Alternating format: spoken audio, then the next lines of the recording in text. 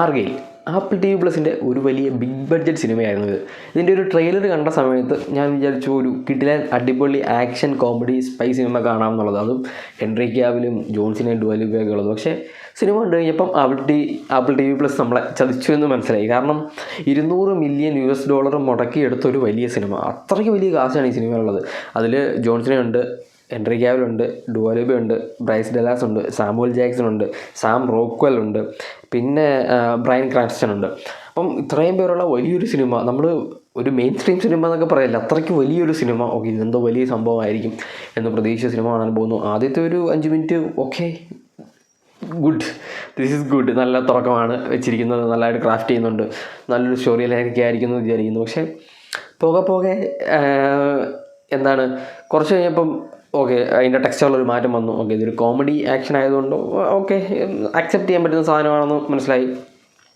കുറച്ചും കൂടെ അങ്ങോട്ട് പോകുമ്പം ഇതിൻ്റെ ഒരു ജോണറേ മാറുന്നു, ഒരു അടിപൊളി പ്ലോട്ട് ട്വിസ്റ്റ് കൊണ്ടുവരുന്നു. അപ്പോൾ ഞാൻ ചോദിച്ചു ഓക്കെ ഇത് ബ്രില്യൻ്റ് ഐഡിയ ആണ്, ഇതെന്താണിത്, അടിപൊളിയായിട്ടാണല്ലോ കൊണ്ടുപോകുന്നത്, നന്നായിട്ട് ക്രാഫ്റ്റ് ചെയ്ത് വെക്കുന്നുണ്ടല്ലോ, ഇത് കിടിലമായിട്ട് പോകും, നമ്മൾ പ്രതീക്ഷ പറയുന്നതല്ലേ സിനിമ, അടിപൊളി സിനിമയായിരിക്കും പറഞ്ഞ് പിന്നെയും കാണുന്നു. 2-2.5 മണിക്കൂറുണ്ട് സിനിമ. അത് കഴിഞ്ഞ് കുറച്ചും കൂടെ അങ്ങോട്ട് പോകുമ്പം അടുത്ത പ്ലോട്ട് ട്വിസ്റ്റ് കൊണ്ടിരുന്നു. ഞാൻ പിന്നെ വിചാരിച്ചു കൊള്ളാം, നന്നായിട്ടൊക്കെ ചെയ്യുന്നുണ്ട്, കൊള്ളാം, ആപ്പിൾ TV പ്ലസ് നമ്മളെ ഒരു സ്റ്റാൻഡേർഡ് കീപ്പ് ചെയ്യുന്നുണ്ട് എന്ന് വിചാരിക്കുന്നു. പക്ഷേ ഈ ക്ലൈമാക്സിലേക്ക് കൊണ്ടുവരുമ്പോൾ നമ്മൾ കിടിലമായിട്ടൊരു വെടിക്കെട്ടിലുള്ള ഐറ്റം കൊണ്ടുവച്ചിട്ട് അവസാനം അത് മഴ പെയ്ത് ചീറ്റിപ്പോയാൽ എന്തായിരിക്കും സംഭവിക്കുന്നത്, ആ ഒരു അവസ്ഥയായിരുന്നു ക്ലൈമാക്സ് വന്നപ്പോൾ. ക്ലൈമാക്സിലൊരു വൃത്തിയായിട്ട ഫൈറ്റ് സീനുണ്ട്, ഒന്നല്ല 2 ഒരു സ്മോക്കൊക്കെ വെച്ചൊരു ഫൈറ്റ് സീനും അത് കഴിഞ്ഞിട്ടൊരു ക്രൂഡ് ഓയിലിനകത്തൊരു ഫൈറ്റ് സീനും. അത് രണ്ടും കണ്ടപ്പോൾ എൻ്റെ ഒരു കിളി അങ്ങ് പറഞ്ഞു, മറ്റേ ആ ഒരു കിളി ഉണ്ടല്ലോ, പോയ കിളി, അതിങ്ങ് തിരിച്ചു വന്നു. കാരണം ഇത്ര നന്നായിട്ട് ക്രാഫ്റ്റ് ചെയ്ത് വെച്ചൊരു സിനിമയെ ക്ലൈമാക്സിലുണ്ട് നശിപ്പിക്കുക എന്ന് പറഞ്ഞു കഴിഞ്ഞാൽ അതൊരു എന്താണ്, മൊത്തത്തിൽ നശിപ്പിക്കുന്ന ഒരു പരിപാടിയാണ് കാണിച്ചത്. അപ്പോൾ ഈ സിനിമയുടെ സ്റ്റോറി എന്താണെന്ന് വെച്ച് കഴിഞ്ഞാൽ, എലി കോൺവേ എന്ന് പറയുന്ന ഒരു സ്പൈ നോവൽ റൈറ്റർ, ഒരു ഓതറാണ്. അവരിങ്ങനെ ഒരു വലിയ നോവൽ സീരീസ്, അതായത് 5 ടെക്സ്റ്റുള്ള ഒരു വലിയ സീരീസ്, ആർഗെയിൽ എന്ന് പറയുന്നൊരു സീരീസ് ടെക്സ്റ്റ് എഴുതുന്നു. അതിൻ്റെ 5ാമത്തെ സീരീസ് എഴുതിയപ്പോൾ ഒരു റൈറ്റർ ബ്ലോക്ക് വരുന്നു. അപ്പം അതന്വേഷിച്ച് പോകുന്ന സമയത്ത്, ആ ഒരു റൈറ്റർ ബ്ലോക്ക് മാറാനായിട്ട് പോകുന്ന സമയത്തൊരു എനിമി അറ്റാക്ക് അല്ലെങ്കിൽ ഒരു സ്പൈ അറ്റാക്ക് ഉണ്ടാകുന്നു. അപ്പോഴാണ് അറിയുന്നത്. അപ്പോൾ തൊട്ട് പ്ലോട്ട് ട്വിസ്റ്റാണ് പിന്നെ വരുന്നത്. ഇവർ എഴുതിയ സാധനങ്ങളിൽ ഒറിജിനലായിട്ടുള്ളതാണ്, ഇവർ ഇമാജിനേഷൻ മാത്രമായിരുന്നില്ല. അപ്പം ഇവരെ സഹായിക്കണം എന്ന് പറഞ്ഞ് എയ്ഡൻ എന്ന് പറയുന്നൊരു സ്പൈ വരുന്നു. അപ്പോൾ അവർ നല്ല ആൾക്കാരാണെന്നുള്ള രീതിയിൽ പോകുന്നു. അങ്ങനെ എയ്ഡനെ സഹായിക്കാനായിട്ട് പോകുന്നു. അങ്ങനെ കുറച്ച് കഴിഞ്ഞ സമയത്ത് ഈ സാധനം മൊത്തത്തിൽ ഇത് ഭയങ്കര പ്ലോട്ട് ട്വിസ്റ്റാണ്. ഇവരുടെ ഇമാജിനേഷനിൽ നിന്ന് വരുന്ന സാധനം ഇതൊക്കെ ഒറിജിനലായിട്ട് നടന്ന സംഭവമാണ്. കാരണം ഈ എലി എന്ന് പറയുന്നത് ഒറിജിനൽ ഒരു സ്പൈ ആയിരുന്നു, മെമ്മറി പോയതാണെന്നൊക്കെ പറയുന്നു. അവിടെ തൊട്ട് പിന്നെ അങ്ങ് പ്ലോട്ട് ട്വിസ്റ്റാണ്. പിന്നെ പ്ലോട്ട് ട്വിസ്റ്റ് ചെയ്ത് പോയിട്ട് അവസാനം കൊണ്ട് നശിപ്പിച്ച് നാറാണക്കല്ലാക്കിയെന്ന് പറയും. അതിനകത്ത് ആ ഒരു ഇത്രയും വലിയൊരു കാസ്റ്റ് ഉണ്ടായിട്ട് ഈ ഒരു സിനിമ എങ്ങനെ നശിപ്പിക്കാമെന്നുള്ള രീതിയിലാണ് ഇവർ.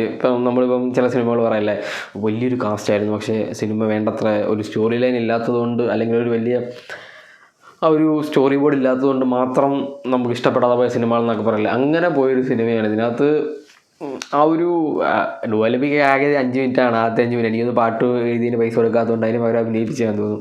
പിന്നെ ഹെൻറി ക്യാവിലും ജോൺസിനെയും. ഇതിനകത്തെ ഒറിജിനൽ ആർഗെയിൽ എന്ന് പറയുന്ന ക്യാരക്ടർ, അതായത് ഈ എലിയുടെ ആ ഒരു നോവലിലെ ക്യാരക്ടറാണ് ഈ ആർഗെയിൽ, അതായത് ഒറിജിനൽ ആർഗെയിൽ എന്ന് പറയുന്നത്. ജോൺസിനയുടെ ആ ഒരു ജോൺസൺ വൈറ്റ് എന്ന് പറയുന്ന ക്യാരക്ടർ, അതായത് ഹെൻറി ക്യാവിലിൻ്റെ ക്യാരക്ടറിനെ സപ്പോർട്ട് ചെയ്യുന്ന ക്യാരക്ടർ. അപ്പോൾ ഇവർ 2 ഇമാജിനേഷനാണ്, ഇവർ ഒറിജിനലി ഉള്ള 2 ക്യാരക്ടേഴ്സ് അല്ല. അപ്പം അത്രയ്ക്ക് ക്യാമിയോ റോളുകളൊക്കെ ഇവർക്ക് കാണിക്കാനുള്ളൂ. ഒരു മാക്സിമം ഒരു 15 മിനിറ്റ് കാണിച്ചു എന്നുള്ള രീതിയിലാണ് പോകുന്നത്.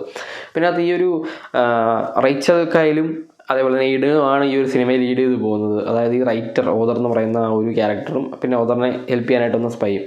പിന്നെ സാമുവൽ ജാക്സൻ്റെ ആ ഒരു ക്യാരക്ടർ, അതേപോലെ തന്നെ പിന്നെ കുറേ അധികം എന്ന് വെച്ചാൽ ഈ ഒരു മാസ്റ്റർ കീ ഉണ്ട്, ആ ഒരു മാസ്റ്റർ കീ കാണുന്നില്ല, അല്ലെങ്കിൽ ഈ ഒരു മാസ്റ്റർ കീ എവിടെയാണെന്ന് അറിയാവുന്നത്, അത് കണ്ടുപിടിക്കാനുള്ള ക്ലൂസും ഈ ഒരു റേച്ചലിന് മാത്രമല്ല എലിക്ക് മാത്രമാണ് അറിയാവുന്നത്. എലിയുടെ ആ ഒരു ഓർമ്മ പോയല്ലോ.